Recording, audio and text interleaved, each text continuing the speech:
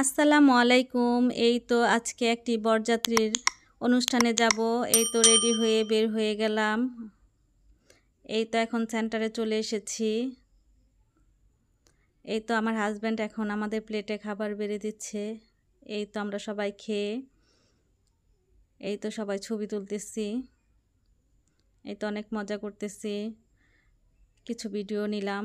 এরপর আমি বলতেছি আমি ওই পাশটাতে যাই, দেখি কি হয়।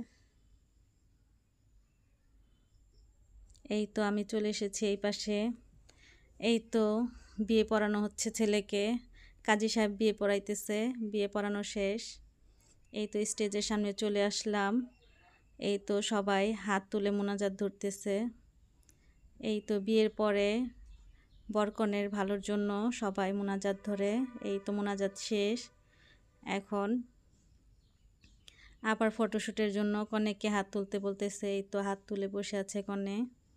এই তো আমার মেয়ে আসছে, এসে বলতেছে ছবি তুলো, কিন্তু তার সামনে দিয়ে মানুষ যাচ্ছে আসছে, সেজন্য সে ছবি তুলতে পারতেছে না। সে এখন বলতেছে আমার ভিডিও করো। এই তো তার ভিডিও করে নিলাম।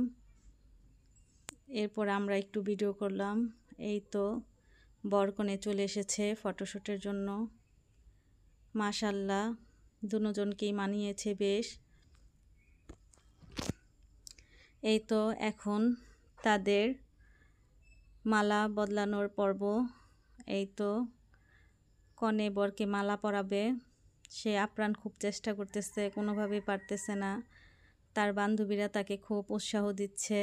দেখা যাক। এই তো অবশেষে মালা পরিয়ে ফেলেছে। এরপর আমার হাজব্যান্ড আমাকে একটু ভিডিও করে নিল। এই তো এখন আমরা চলে যাব। এই তো বের হয়ে গেছি।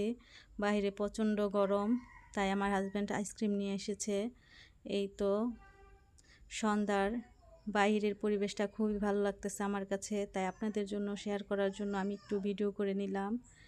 এই তো ভিডিও করা হয়ে গেছে, এখন চলে এসেছি বাড়ির কাছাকাছি।